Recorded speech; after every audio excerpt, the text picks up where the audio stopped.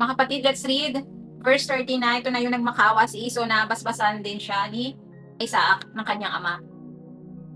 Pagkatapos basbasan ni Isaac si Jacob, lumakad agad si Jacob. Kaalis lang niya ay dumating naman agad si Esau mula sa pangangaso. Nagluto rin siya ng masarap na pagkain at dinala niya sa kanyang ama. Sinabi niya, "Ama, bumangon po kayo at kumain ng pinangaso ko para mabasbasan po ninyo ako." Nagtanong si Isaac sa kanya, "Sino ka?" Sumagot siya, "Ako po si Esau, ang panganay niyong anak." Nang marinig ito ni Isaac, nanginig siya at sinabi, "Sino kaya ang unang nangaso at nagdala rito sa akin ng pagkain? Tatapos ko lang kainin iyon nang dumating ka. Ibinigay ko na sa kanya ang aking basbas at hindi ko na iyon mababawi." Hallelujah. So, andito na mga kapatid sa scripture na ito na kung saan ay kung ano yung blessings na ibinigay ni Isaac kay Jacob na para sana kay Esau ay hindi na niya pwede pang bawiin at hindi niya na ito maibibigay kay Esau. Na sana dapat ay yun ang blessings na ibibigay sa kanya ng kanyang ama. Subalit nga dahil sa pinagpalit niya yung birthright niya, dahil lang sa pagkain, dahil lang sa gutom na gutom siya, nawala yung blessings na dapat kay Esau.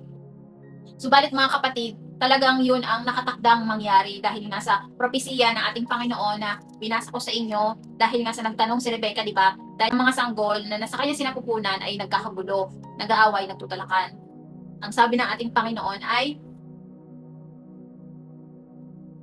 ang isa ay magiging makapangyarihan kaysa sa isa.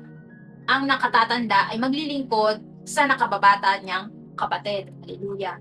So, yon mga kapatid, kaya talagang hindi na pwedeng i-bless ni Isaac si Esau ng katulad ng nabitawan niyang mga pagpapala para kay Jacob. Pagkarinig nito ni Esau, umiyak siya ng labis. Sinabi niya, "Ama, basbasan niyo rin po ako." Pero sumagot si Isaac, "Niloko ako ng nakababatang kapatid mo at nakuha na niya ang basbas ko na para sana sa iyo." Grabe yung iyak niya sa kanyang ama na siya ay basbasan din daw ng araw na iyon.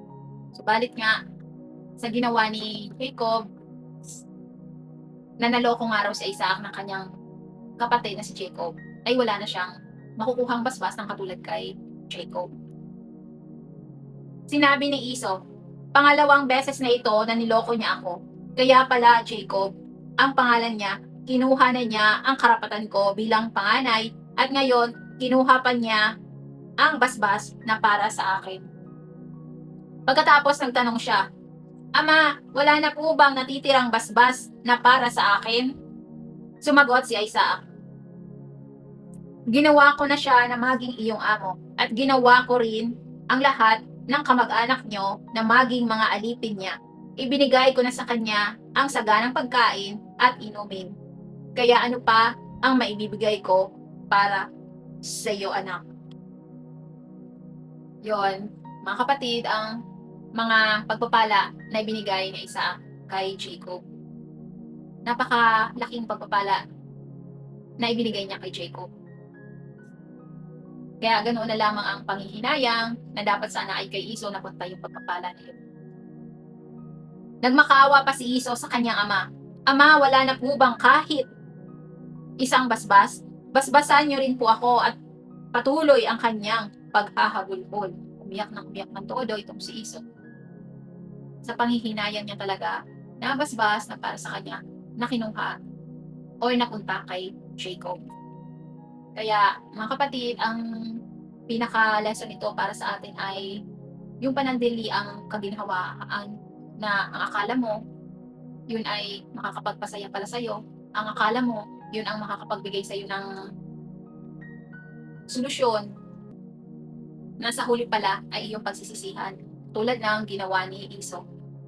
Dahil sa ibinenta niya or pinagpalit niya ang kanyang birthright, and dahil sa gutom na gutom siya, ay nawala sa kanya yung malaking pagpapala na galing sa ating Panginoong Jesus. Tayo kasi mga tao, di ba, brothers and sisters, kapag ka nakakita tayong isang bagay na ang akala natin ay yung pala yung magiging solusyon sa problema natin, ay i-grab natin kaagad yun. Hindi tayo makapaghintay na kung saan ay mas mabuti yung ibibigay ng ating Panginoon na solusyon sa problema mo. Subalit dahil sa pinangunahan natin ito, nandoon, nasa huli ang pagsisisi natin. Katulad ng mga ginagawa nating kasalanan,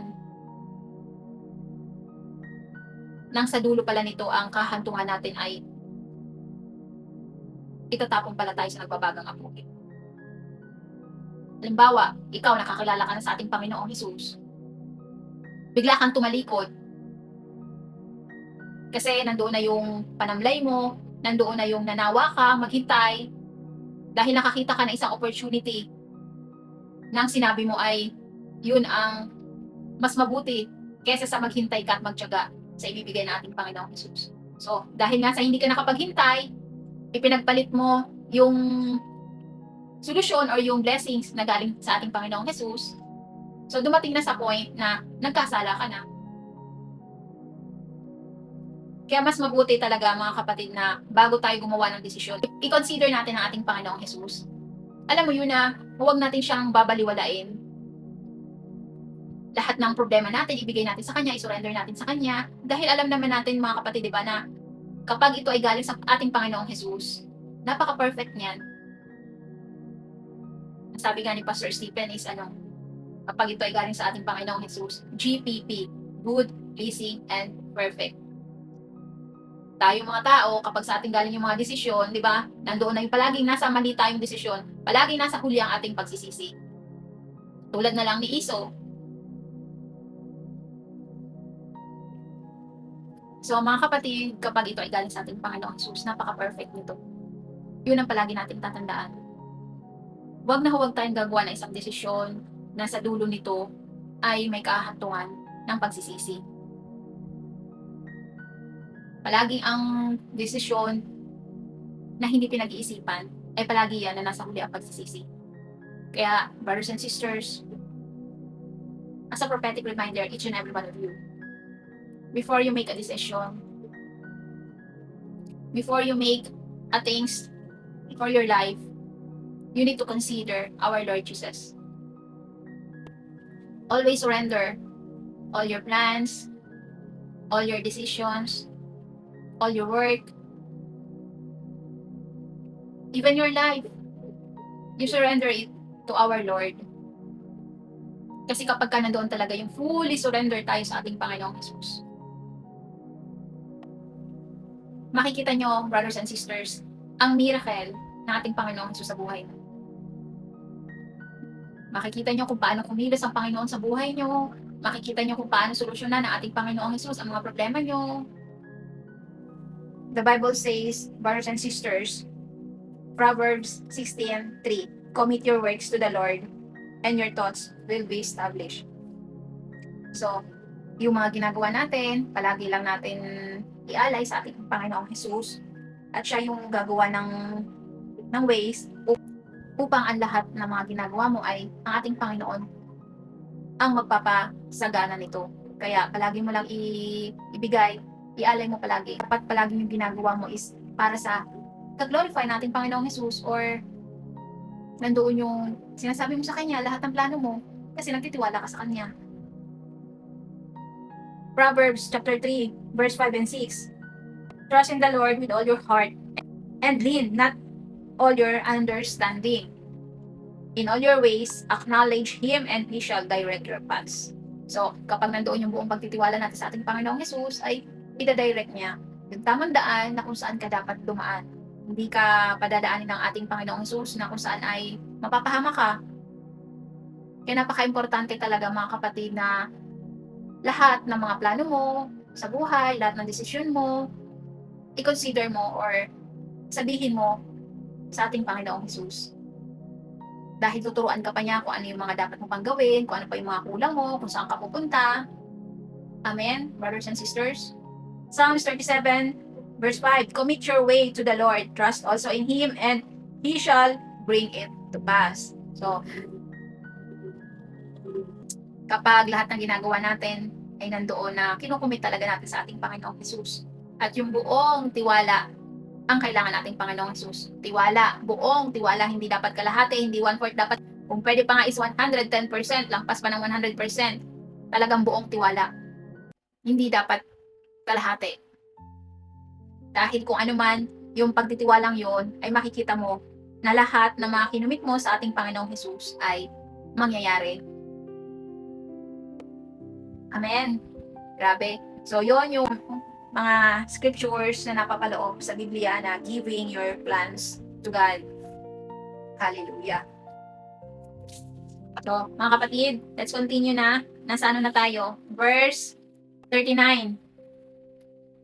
Sinabi na Isaac sa kanya, hindi aani ng sagana ang lupaing titirhan mo at palagi itong walang hamog na biyaya ng Diyos. 40. Palagi kang makikipaglaban at maglilingkod ka sa iyong kapatid. Pero kung lalaban ka sa kanya, makakalaya ka sa kanyang kapangyarihan. Hallelujah. Alam mo yun, yung ang natira sa kanya na blessings na sinabi sa kanya ng kanyang amang si Isaac is para siyang curse. Kasi sinabi dito, hindi sasagana ang lupaing titirhan mo. Walang hamog na biyaya ng Diyos. Palagi kang makikipaglaban. Baliktaran doon sa blessings ni Jacob na ibinigay sa kanya ng kanyang ama. Nakita nyo? Ibang-iba ang sinabi na pagpapala ni Isaac kay Esau compare kay Jacob. So, yun ang kinahihinatnan na isang taong hindi nag-iisip sa mga desisyon na ginagawa sa buhay.